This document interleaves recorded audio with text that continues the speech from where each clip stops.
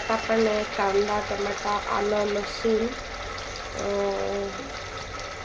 याची आपण पेस्ट करून घेतलेली आहे.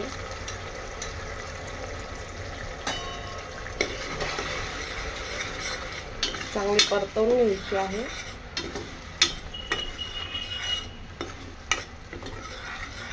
याचा अरोमा कमी झाला पाहिजे.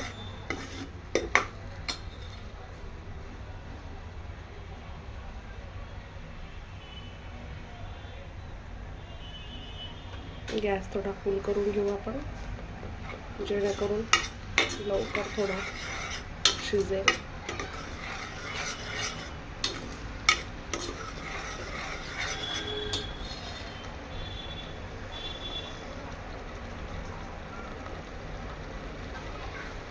त्यात आता आपण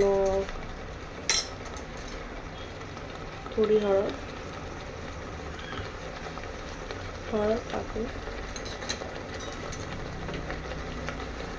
थोडं तिखट चवीनुसार. जास्त तिखटही नको व्हायला. आपल्या गरजेनुसार टाकायचं. थोडा मसाला, काळा मसाला,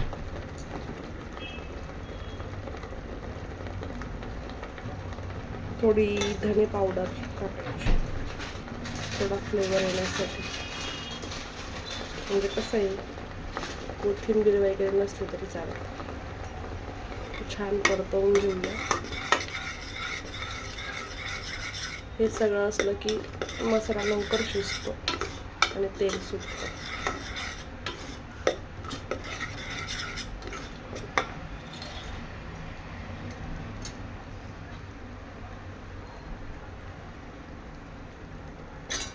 थोडं कमी वाटलं मला. उसळ असल्यामुळे थोडं तिखट असल्यावरच छान लागते.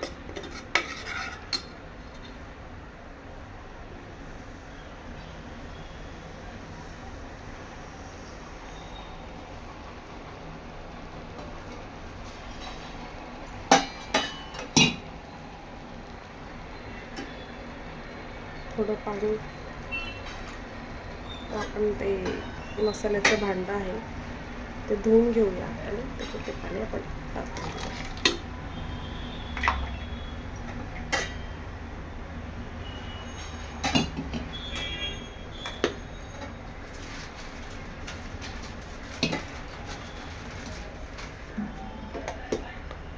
आज हा माझा पहिला व्हिडिओ आहे, तर आशा करते की तुम्हाला सगळ्यांना आवडेल. आणि जरा काही चुका झाल्या असतील तर कृपया कमेंट करा. ती चूक नक्की दुरुस्त करण्याचा प्रयत्न मी नक्की करते. कुठलंही काम करताना आपल्याला भीती वाटत असते, आपल्याला जमेल की नाही. पण जर प्रेक्षकांनी समजून घेतलं तर काम करायला अजूनच छान वाटतं. आता आपण त्याच्यात हरभरे धुतलेले टाकून घेऊया. असं हा पदार्थ असा काही म्हटला जाणार नाही खानदेशी, हा सगळीकडे केला जातो. फक्त पद्धत वेगवेगळी असू शकते. कोकणात वेगळी पद्धतीने बनवतात, खानदेशात वेगळ्या पद्धतीने बनवतात. प्रत्येकाची आपली एक स्टाईल असते. मी माझ्या पद्धतीने बनवलं.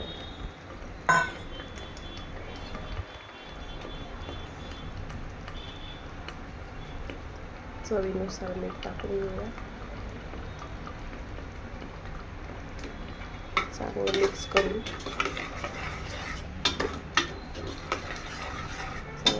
करून घेऊया. त्याच्यात आपण शिजण्यासाठी पाणी टाकून घेऊया. जास्त तुम्हाला कशी पाहिजे, जास्त ग्रेव्ही पाहिजे, जास्त पातळ पाहिजे, कशी पाहिजे, तुम्हाला कशा पद्धतीची आवडते त्यानुसार तुम्ही करू शकतात.